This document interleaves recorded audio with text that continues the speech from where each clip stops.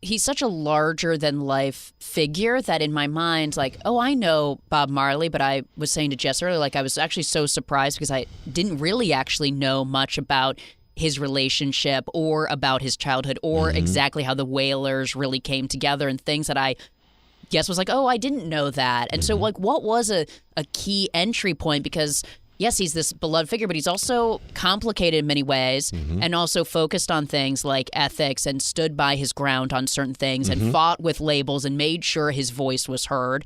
And so what was it that made you be like, oh, I know how I can attack this? Yeah, I when I look back, I really didn't know anything about him at all, you know. I just had an idea of him, you know. I knew who he was and I knew some of the music.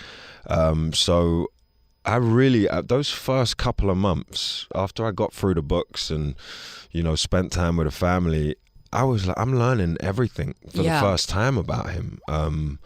But I guess when you're making a movie, once you've got sort of the foundation of timelines and, you know, names of people and where Bob grew up and all of that stuff, it's really just about, and the family, they always said to me, this is not trying to do a mimic of Bob. And I was like, I'm not trying to mimic him. It's just trying to interpret him in a way where we can find a little bit of his spirit, you know, like, because you can't really play Bob in a way. He's so larger than life. There's a handful of like real life characters who I think are almost unplayable. You know, their charisma and what they stood for and how much they mean to people. They're too big. Yeah. But with Bob, for me, you know, it was about trying to find his humanity and his vulnerability, and so this idea of safety, like internal safety, was something that kept coming up for me, you know, as I spoke to people who knew him and who grew up with him and who knew him before he was famous. And like his journey to me felt like, how can we connect Bob in a way where we can all relate to him?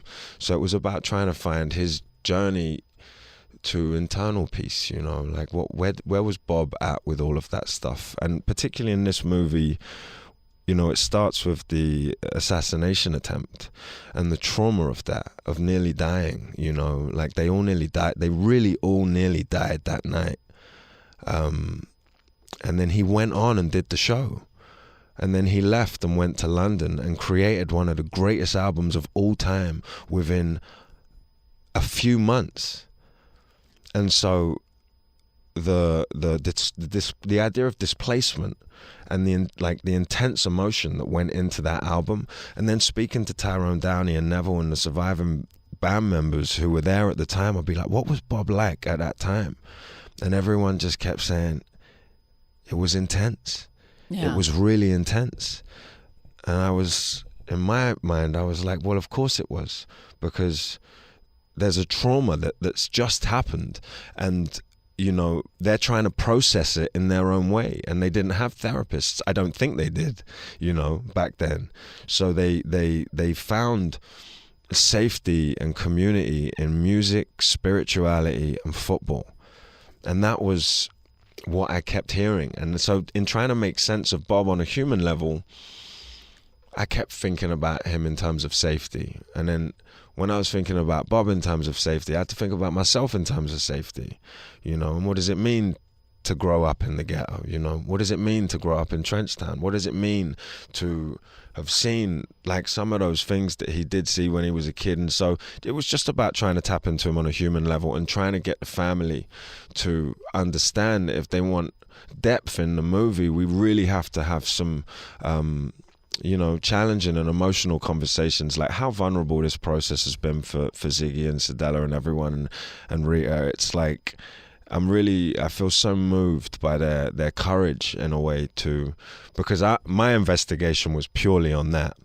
Bob as a human, not Bob as a legend or as an icon or as an idea, but Bob as a human. What was his experience as a child, and what was he going through at that time? I mean, he must have had the world on his shoulders, but his public persona had to stay strong, you know. And I feel with any character, it's about, for me, you know, it's only interesting We're trying to make a character relatable is trying to find their humanity. It was the same thing with Malcolm. It's the same thing with Gravik. It's the same thing with Ken. It's the same thing with every character.